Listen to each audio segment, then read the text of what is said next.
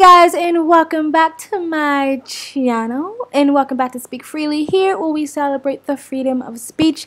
And I wanted to talk about really quick, I'm going to make this as quick as possible, the recent debate between Richard Spencer, Sargon of Akkad, Styx, JF, even though he was supposed to be just a moderator, not a monitor.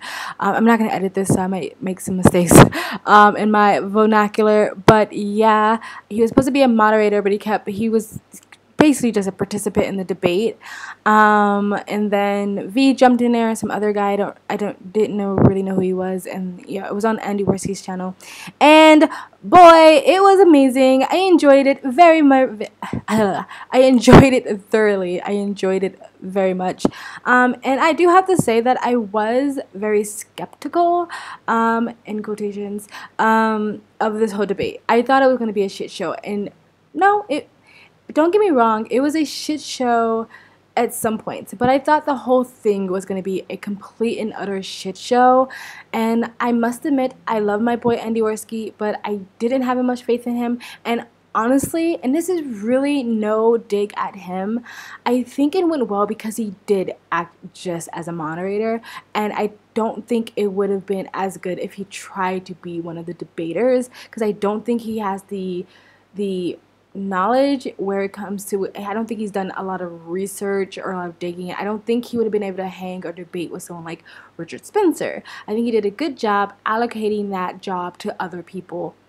And again, this is not a dig at him, because I wouldn't be good. I too would not be good at debating Richard Spencer, so it's not a dig at him. I think he was smart enough to know, let me just be a moderator and let other people take on that job.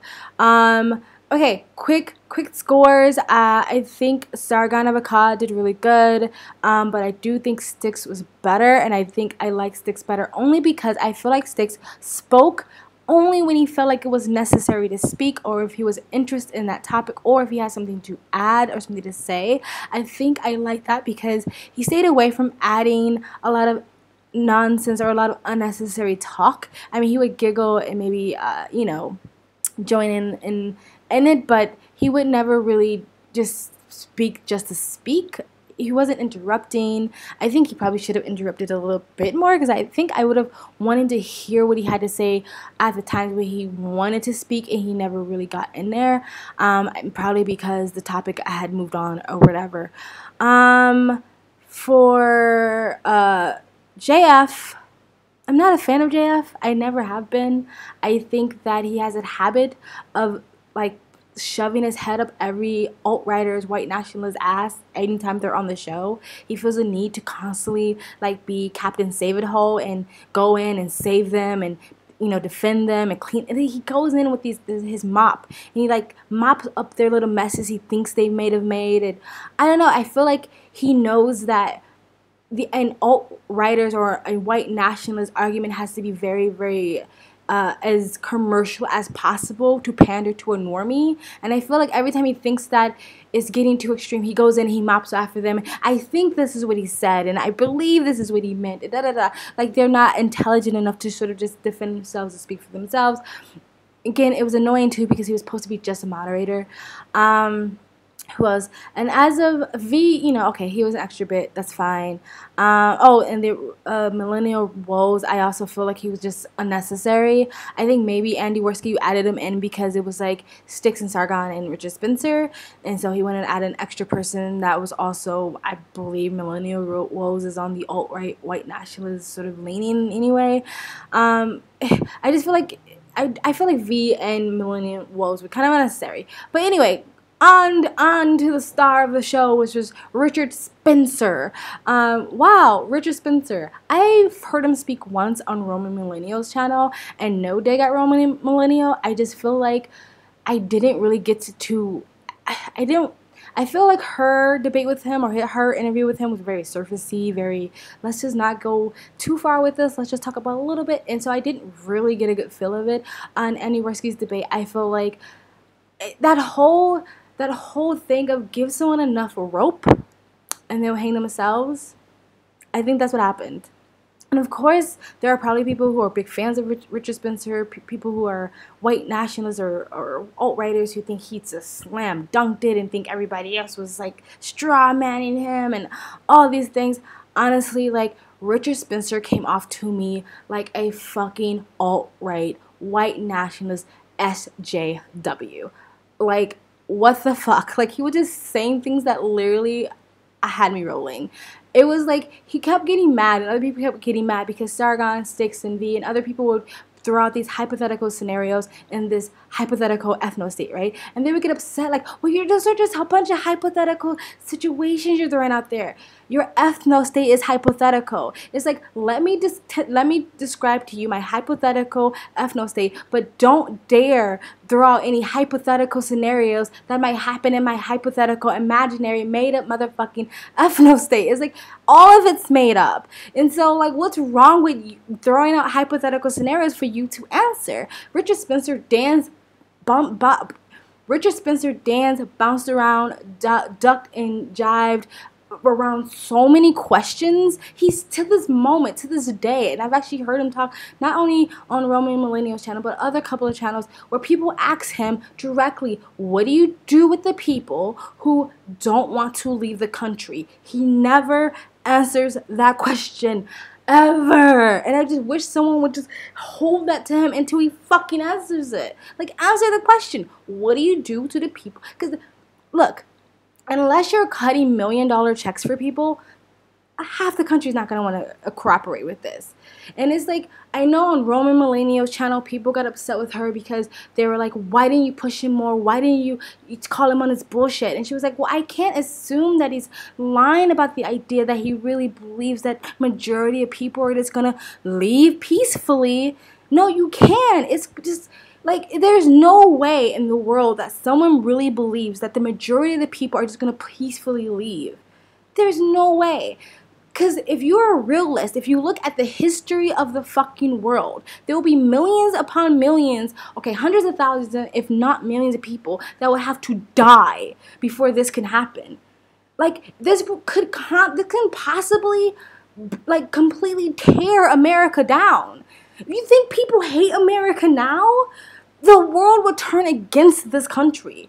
Maybe not every country, but the most people will hate us. We would completely destroy international relationships. Like, it's like he kept telling Sargon of Akkad that he's being a liberal idealist. You're being an idealist, thinking that this is just all gonna go down perfectly and people are just gonna be like, oh yes, white master, I'm just going to leave for you.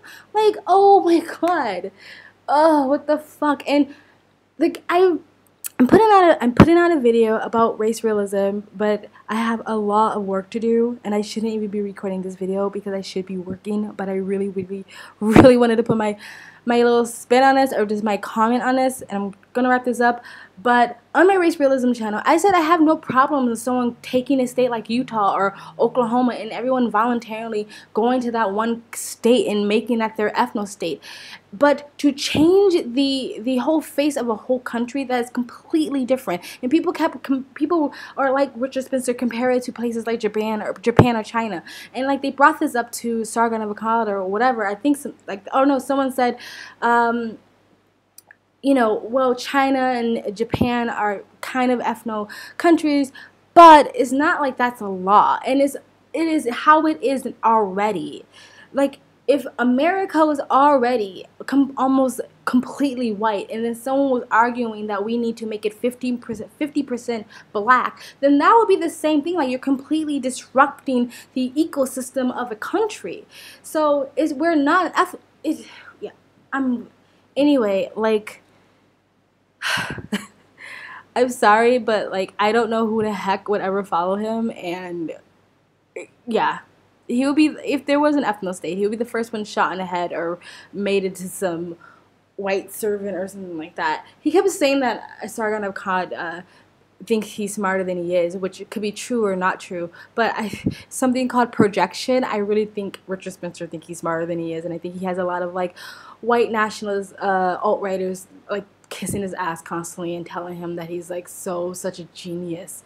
Because I'm sorry, like, and I honestly, and I'm gonna be objective about my objectivity and say like maybe there's a small bit of bias, but Richard Spencer does not offend me. He does not offend me. I'm not scared of him. I don't hate him. I'm not angry at him. His ideas of ethnostates does not offend me. Anything like that. One of the reasons why I felt like people were scared to listen to Richard Spencer, because I felt like people were thought Richard Spencer sounded too articulate, that he sounded too convincing with his ideas. And that's one of the arguments people have with Roman Millennial, that he came off too good, right? And honestly, I thought like I was going to go into this debate and I was like, either it's going to be a shit show or Richard Spencer is going to talk so well that he's going to convince me that we need an ethno state, because I honestly thought like he was the super genius smart guy, and that's why people are so scared of talking to him, right? And when like the more he talked, I was like, who the hell follows you? Like you are an SJW white nationalist, alt-righter, idealist. That is who you are. It feels like to me like these people who want this ethno state are these like nerdy little kids in their basement playing Dungeons and Dragons, finally imagining themselves as kings and queens and leaders of these great lands because they can't accomplish that in any other way. And so this idea that he wants this world to happen so he can finally have the hierarchy that he believes he deserves because of his whiteness. It's the same thing when black people say that they deserve reparations and all this extra stuff. They deserve scholarships and they should deserve to get jobs, and white people should give them the houses, the land because of past crimes that happened to our ancestors. Just because you're born black doesn't mean you are owed anything. Someone who puts their color of their skin as their most thing to be proud of is absolutely utterly pathetic. I'm sorry. So anyway, I'm done. I'm gonna go now. This is supposed to be really short, and thank you. If you haven't watched the debate, please watch it. If you have any comments, if you have watched it yourself, please leave in a comment section below. I'm sure I'm missing something. I was trying to make this video as short as possible. That is why I'm talking super fast. Please subscribe if you want to continue to follow this channel, and share this on Facebook, Twitter, and beyond. And thank you, and peace.